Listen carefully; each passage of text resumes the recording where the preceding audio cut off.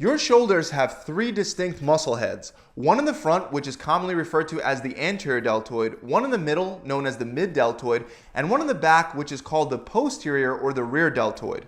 You also have your rotator cuff muscles that sit underneath those external shoulder muscles, but the front, middle, and back shoulder heads are the ones that are most visible when looking at your shoulder in the mirror. And if you want to have full, muscular looking shoulders, it's very important to develop all three heads. But the problem is that for most people, their front head is overdeveloped because it's used way more than the mid and the rear head during compound exercises like the bench press and the shoulder press.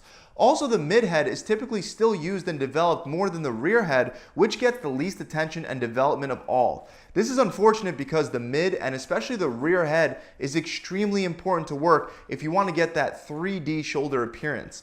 And it doesn't help that there's a common myth suggesting that all you need to do to develop fully rounded shoulders are overhead pressing exercises like seated and standing military presses with barbells and dumbbells, because according to research, these exercises primarily target the front head of the shoulder as well as some of the mid head, but they mostly leave the rear deltoid completely out, further emphasizing the imbalance between front, middle, and back. So today I want to go over some of the top exercises that you can do for overall bigger, thicker, 3D shoulders, and to accomplish that, I want to specifically focus on the rear and lateral heads. Starting first with one of the top compound exercises for the rear head according to research from the American Council on Exercise, the 45-degree incline row.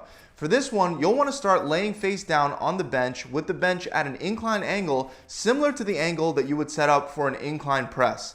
Even though you can perform this exercise with a barbell, a lot of benches will get in the way of the bar path and won't allow a full range of motion. So I suggest that you use dumbbells, and for your starting position, you'll want to hold those dumbbells straight down. A lot of people will make the mistake of keeping their shoulders tense and holding the weight at a forward angle instead of just letting the dumbbells hang straight down. Once you're in the proper starting position, row both dumbbells back by concentrating on pulling your elbows straight up towards the ceiling. Then return the weight back down to the original starting hanging position and repeat for reps. To target more of the back of your shoulders, I recommend rowing higher and wider than usual by bringing your elbows out to your sides and by having your hands rotated inward in a pronated position instead of a neutral position like you would normally do for regular dumbbell rows. But just like regular rows, when you're rowing up, it's very important that you think about pulling with your elbows and not your hands to target more of the back of your shoulders instead of your biceps. Next up is another great exercise for the back of your shoulder, the high cable reverse fly. This is a little different from regular reverse flies on the cable machine because you'll be pulling the cables down rather than straight back, targeting a slightly different part of the back of your shoulder that most exercises don't target. To set this one up, you'll raise the pulleys all the way up on each side. Then remove any attachments on the cables and instead grab each cable by the ball above the carabiner. You're going to cross your arms over, so with your right arm, you're going to grab the left cable, and with your left arm, you're going to grab the right cable. Then take a few steps back to eliminate any slack and stand with your feet even with each other. Then from that top position, with one arm over the other, you're going to extend the cables downward to your sides, so diagonally until both arms are about at hip level. Then return back to the starting position with one arm crossed over the other above eye level and repeat for reps. When performing the exercise, also make sure that your elbows stay slightly bent but locked in that bent position. You don't want your elbows fully locked out, and you also don't want to be doing tricep extensions by extending the elbow on each contraction. So again, keep your elbows locked in that slightly bent position. You can also do the same exercise with the cable set at different heights to create a unique angle to target the back of your shoulder. Another great compound exercise that you could do on the cables are face pulls. These are great for the back of your shoulder, but only when they're done a certain way. So to set this one up, first you'll want to once again bring the pulleys all the way up so that they're both above your shoulders. Once you have your pulleys set at the right height, you want to make sure that you attach a rope and grab it with both hands with your thumbs facing towards you. Then take a step back to eliminate that slack and pull the cable back towards your face, aiming to bring the center of the rope attachment towards your eyes. While doing this, you want to keep your hands above your elbows and concentrate on rotating your shoulders back as you're pulling back with your hands. Most compound posterior exercises, I recommend pulling with the elbows, but with this one, the goal should be to pull back with your hands while rotating at your shoulder. A common mistake that many people make with face pulls is they pull back with their elbows, turning it into more of a row. Like I said, we're going to want to rotate the arms externally while pulling back. After that, you'll just rotate internally as you return the rope back to the starting position in front of your face and repeat for reps. Next up is a pretty common one that's very effective for building up the rear delts, the dumbbell bent over reverse fly.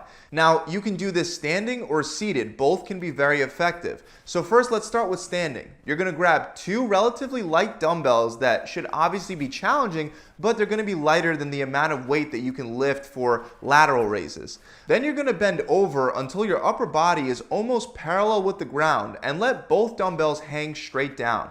Make sure your knees are slightly bent and that you maintain that neutral curve in your lower back by concentrating on sticking your chest out the whole time. Don't allow your back to round forward because even with light dumbbells, it can possibly lead to an injury. Then while keeping your elbows slightly bent, just like we talked about earlier, you're going to want to perform a reverse fly by bringing the dumbbells back towards your sides. Then lower them back down and return back to the starting position to repeat for reps. Now, to perform these seated, you would do it the same exact way, except you would slide to the edge of a bench to leave enough space for the dumbbells to pass under your thighs on each rep. And also, since you're seated, you want to bend until your chest is pretty much at your knees before doing your reverse flies. Performing them seated is also a great alternative if your back bothers you while doing them standing, and if it still bothers you doing them seated, another alternative is to do it laying face down against the bench at a slightly inclined angle to help support your lower back. Next, we have bent over high rows. These could be performed with dumbbells or with a barbell, but since we haven't used the barbell yet today, we're going to go with that. Again, for this one, you'll want to load a lighter weight than what you normally would do for regular rows, but still keep it challenging. You're also going to slightly bend your knees and bend your back a little further down than you usually would with regular rows so that your upper body is almost parallel with the floor. Grab the barbell with a wide grip. For most of you, that'll mean your middle finger or your pointer finger will end up on the first rings of an Olympic bar. Then while sticking your chest out to protect your back, row straight back, aiming to bring your elbows out wide rather than close to your sides. Then return the weight back down and repeat for reps. To hit the back of your shoulders more effectively, remember to concentrate on pulling with your elbows, driving towards the ceiling. Moving on, we have one more exercise for the back of the shoulder before we go on to targeting the rest of your shoulder. And this is one of my personal favorites that I've mentioned before that's highly overlooked and you don't see too many people doing it, the long angle dumbbell row. For this one, you'll have to select a lighter weight than what you normally use for regular dumbbell rows because this exercise pretty much completely takes your bicep out of the movement and shifts the focus onto that rear deltoid. With your dumbbell in one hand, bend over and place your other hand either against a bench or some platform that can support your body weight. Then, just like regular dumbbell rows, you'll be rowing back, concentrating on pulling back with your elbow first, but the difference with the long angle row is that you're going to aim to bring the dumbbell further back. You almost want to aim to bring the dumbbell back to your hips as if you're trying to put the dumbbell in your pocket. Then return back to the starting position with the dumbbell hanging straight down and repeat for reps. Also remember to stick your chest out while performing this exercise just like the other ones. Even though you'll be supporting your lower back with your other arm locked out against the bench or a platform, you still don't want to allow your back to round forward, and sticking your chest out will always help prevent you from doing that. Next, I want to move on to the lateral head of your shoulder, and the first one that I want you to do is the seated lateral raise. With this one, you'll want to start seated at the edge of a bench with two dumbbells down at your sides. Once again, you want to make sure that you have enough space to pass the dumbbells under your legs on each rep. Grab the dumbbells and instead of sitting straight up, you want to be leaning slightly forward to help take the front part of your shoulder out of the movement. Start with both dumbbells close together, touching underneath your legs, and then while maintaining a slight bend in your elbows, raise the dumbbells straight to your sides until your arms are about parallel with the ground. Then lower back down until the dumbbells meet underneath your legs once again and repeat for reps. You can of course do this standing as well. I just find that when I do it seated, I'm able to use a slightly heavier weight. And remember, going with a challenging weight load for all of these exercises is key to building up your shoulders.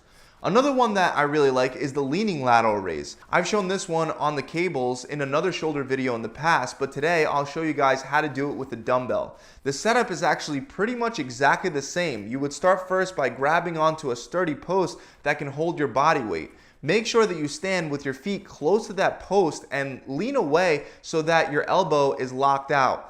With a dumbbell in your other hand, you'll want to raise your arm straight to your side, once again while keeping a slight bend in your elbow, and raise until your arm is almost parallel with the floor. Then repeat for reps. As you can see with this one, you'll be coming up higher than you would with regular lateral raises since you'll be leaning to your side.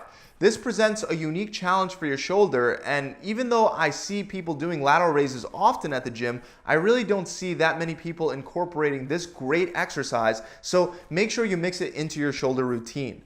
The last one that I want to go over for the mid-deltoid is the standing cable lateral raise. Now I have shown this one before by doing it standing inside a cable cross, so this time I want to show you a different variation that'll help you target the middle of your shoulder as well as the back part, since the back part doesn't get as much work during pressing movements.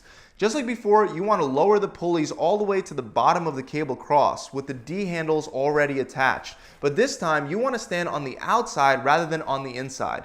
You're going to cross your arms, so grab the left cable with your right hand and the right cable with your left hand. Then take a few steps back. From there, just like the other lateral raises, you're going to raise up and out to your sides, but you're not just going to stop at parallel. You're actually going to keep raising higher up until your arms create a Y shape. Again, while doing this, remember to keep that slight bend in the elbows the whole time and keep that position in your elbows locked.